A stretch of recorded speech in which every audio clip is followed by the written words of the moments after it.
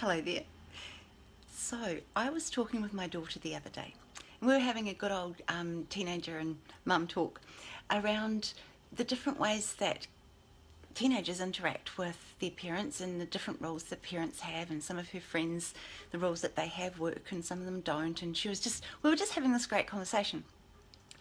And I'm not going to be talking about actual teenagers today, but here is where the leap took place.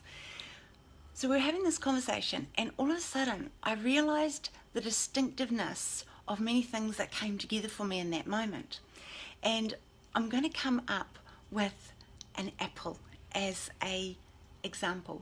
So in my mind I imagined a green apple, and I began to realise that and I'll explain it to you here now. So this green apple that I have here, that I brought from the supermarket when I was shopping, which had obviously been through many hands to actually get it to me, because this green apple here would have been shelved, it would have been packed, it would have gone on trucks for transportation, it would have been sorted, it would have been picked, it would have been grown on a tree, it would have possibly been sprayed, probably.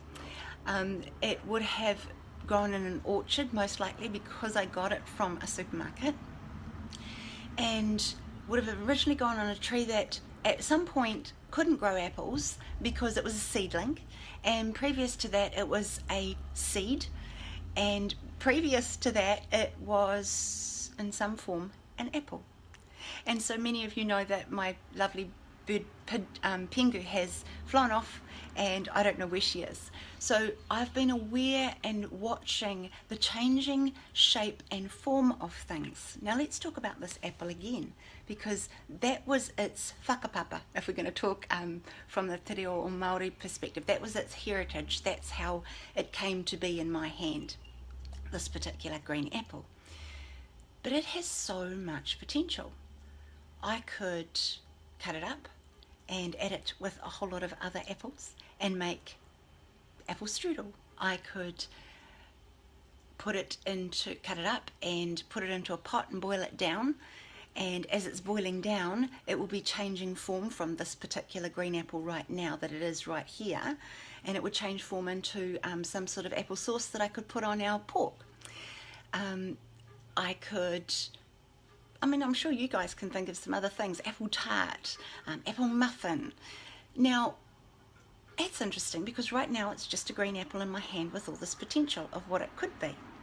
Let's go back again to its environment. Now, this apple arrived in my hand for some reason, but another apple in another place may have ended up, because of the environment that it was grown in, to be an apple cider vinegar. It could be, an apple cider vinegar, or an actual cider drink. It could be apple juice. It might have been canned. You kind of see it could have been put down into pulp. You're kind of seeing that right now here, as I'm just focusing on this one green apple, I can go back into its past and talk about where it may have come from or what it might have happened in its environment, or I can go into the possible future about what could happen with this apple. And I could talk about all of its orientations around how it's gotten to here. But here's the fascinating thing. Right now, the only truth that exists is it's a green apple that sits in my hand. Because everything else, from where it's come from or what it might become, are only story. They're only ideas or concepts. Whereas right now, this is an apple. And I kind of get why people get a little bit hooked up on can it be proven scientifically or that sort of thing, because they're looking at the truth of what is right now. But we have these amazing creative minds that like to understand and know where things come from, and we like to understand what something might become. So we do enjoy the process of surmising and making stories up in our head about what the potential is around a green apple. But the truth is, right now, it's just a green apple. But as long as I'm just holding it and you're just looking at it, we're not truly experiencing the apple. We are talking about it. So here's the cool thing. I mean, if I bite into it, then I get to experience the apple. And Rangi's laughing. I get to experience the apple the way that it can be experienced. Then it changes form again, because of course I eat it, I bite, chew it, goes down into my stomach, bile comes out, transformation takes place, and it gives me life. And then eventually, the remainders of it that my body doesn't need will send it out. It'll go down through the drain hole and out and change form and end up in somewhere the Hamilton City Council looks after all that stuff that we don't have to look after. And so again makes me realise how amazing one thing is that connects us to everyone, because Hamilton City Council is a good example. I don't know, they've probably been going over 100 years. There'll be town planning. There's been hundreds of people that have gained wages from setting up the pipelines so that the sewage can carry out and water can flow into our house, and all of the electricity lines. And this isn't just the same in just Hamilton, this is the cities the world over in the Western countries. And this is just an apple. And yet here we've connected right back, if we really want to, all the way back to the first light bulb or the first electricity that came into houses. We're amazing. It doesn't matter what we're focusing on. The orientation of it is important.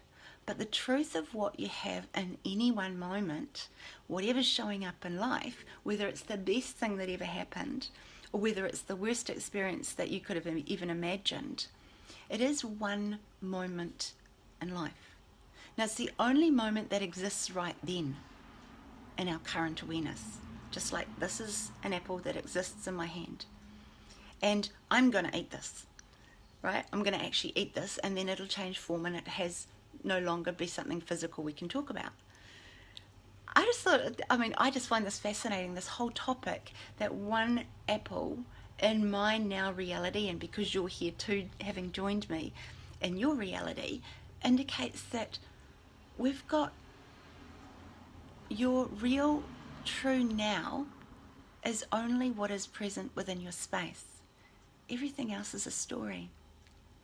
And so the depth of your now to be enjoyed brings up the magnificence of you. And that's really the whole point of this, is just realizing that you're now in these moments right now, this moment right now, your breath points to the magnificence of you and the connection to everything that is, and all the history and experiences that you've had in life, and all the possibilities and potentialities that you have in life. So just connecting. I've got a live healing seminar tomorrow online. I'll put the link in here if anyone wants to join me. And other than that, you just have an amazing day. Yeah.